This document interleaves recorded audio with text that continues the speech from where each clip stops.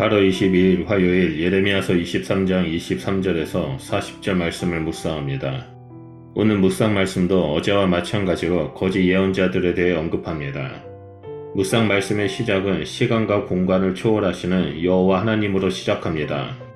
여호와 하나님은 과거에도 현재에도 동일하게 계시는 분이십니다.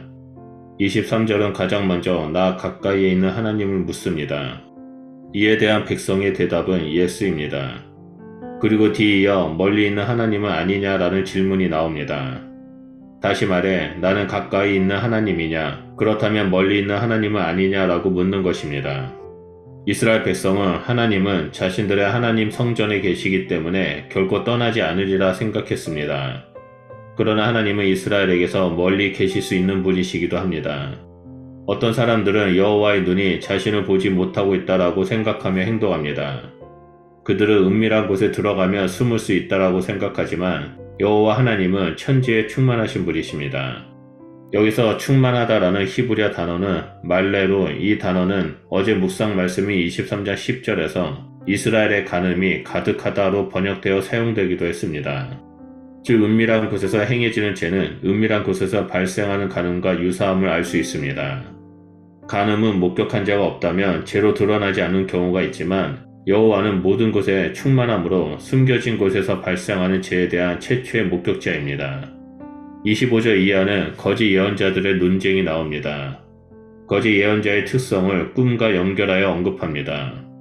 성경에서 꿈은 하나님께서 자신을 계시하는 다양한 방식 중 하나입니다. 하지만 예레미야서는 꿈으로 하나님의 계시를 받아 말하는 예언자들을 비판합니다. 이는 꿈이 더 이상 계시의 수단이 되지 못함을 의미합니다. 28절은 꿈과 말씀을 대조합니다.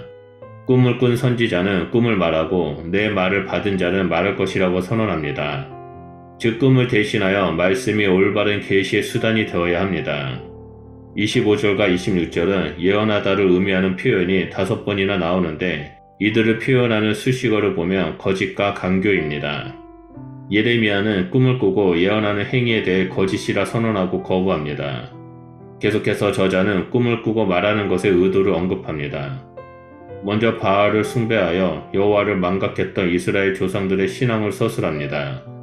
이것은 그들의 행위가 단순히 거짓을 말하는 것을 넘어서 바알을 숭배했던 자들과 다르지 않다라고 선언하고 이방신을 따르도록 만드는 자들과 같다라고 말한 것입니다.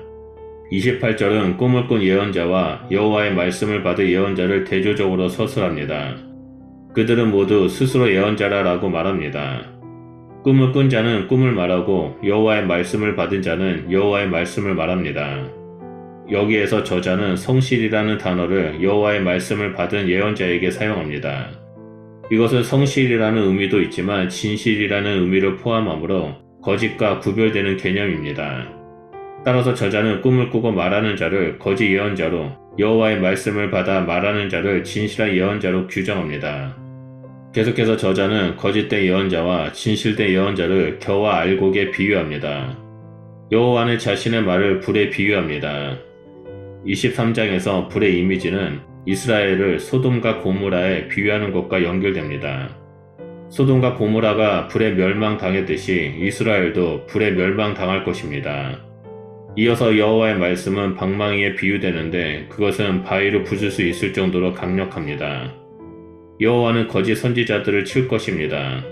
그들은 여호와가 말씀하셨다라고 말하며 이스라엘 백성을 현혹하고 잘못된 길로 인도했습니다. 예레미야는 그 잘못된 행위를 바알 숭배와 견주어 말합니다. 그들은 백성을 미혹할 뿐만 아니라 여호와에게서 멀어지게 하는 자들입니다. 따라서 그들의 거짓은 결코 가볍지 않습니다. 신명기법은 그러한 자들을 죽이라고 명령하는데 예레미야는 여호와가 직접 심판할 것이라고 말합니다. 33절 이하에는 예언자와 제사장뿐만 아니라 이스라엘 백성도 선포의 대상으로 나옵니다. 그들에게 여호와의 말씀은 대단히 부담이 되는 말씀입니다. 왜냐하면 이 말씀은 더 이상 구원 또는 은혜가 아니기 때문입니다. 예언자는 35절에서 여호와께서 무엇이라 말씀하셨느냐라고 질문을 던지며 다른 한편으로 여호와의 말씀을 짐으로 여겨 말씀을 거부하는 이스라엘을 비판합니다. 하나님은 시간과 공간을 초월하시는 자유로운 분이십니다. 이 땅에 사는 그 어떠한 사람도 하나님 앞에서 숨길 수 있는 것은 아무것도 없습니다. 은밀하게 죄를 범하고 아무도 모른다라고 안심하고 있는 그 순간에도 하나님은 불꽃 같은 눈동자로 다 지켜보고 계시고 하나님의 때에 심판을 하실 것입니다. 그렇기 때문에 우리는 늘 하나님께서 나의 생각과 마음과 행동을 감찰하시고 계신다는 것을 기억하며 거룩한 삶, 하나님 말씀에 순종하는 삶을 살아야 합니다. 이것이 여호와 하나님을 경외하는 삶입니다. 또한 우리는 그리스도인으로서 여호와의 말씀을 맡은 자들입니다. 여호와의 말씀을 맡은 자라는 것은 말씀을 통해 살아계신 하나님을 체험하고 말씀 앞에 머무는 삶을 살아가는 자들입니다. 그렇기 때문에 말씀을 지식으로만 머릿속에 쌓아두는 것이 아니라 끊임없이 되새김질하며 묵상하고 경험하는 삶을 살아야 합니다. 말씀을 경험하지 않는 삶은 공허한 삶이며 쭉정이의 삶임을 명심해야 합니다. 그러므로 오늘 하루도 말씀을 깊이 묵상하고 말씀 가운데 역사하시는 하나님을 경험하며 거룩한 믿음의 길을 걸어가는 그리스도인이 되시기를 축복합니다. 우리는 하나님 말씀 가운데 머물며 살아가는 주님의 백성입니다. 기도하겠습니다. 하나님 감사합니다. 우리에게 끊임없이 말씀하시고 그 말씀을 통해서 살아계신 하나님을 경험하는 자로서 이 땅에 불러주셔서 감사드립니다. 하나님, 우리가 말씀을 묵상할 때마다 성령님께서 지혜와 계시의 영을 부어주사 하나님을 깊이 알고 경험하는 삶을 살아가는 자가 되게 하여 주시옵소서. 또한 말씀에 순종하며 하루하루를 살아갈 때마다 하나님께서 우리의 삶을 인도하시고 우리의 삶을 책임져 주신다는 것을 삶으로 체험하며 나아가는 주의 백성이 되게 하여 주시옵소서. 그래서 우리의 삶을 통해서 예수님의 형상을 드러내며 하나님을 알지 못하는 자들에게 여호와 하나님의 말씀을 선포하고 그들이 주님 앞에 돌아오도록 인도하는 자가 될 수 있도록 우리를 사용하여 주시옵소서.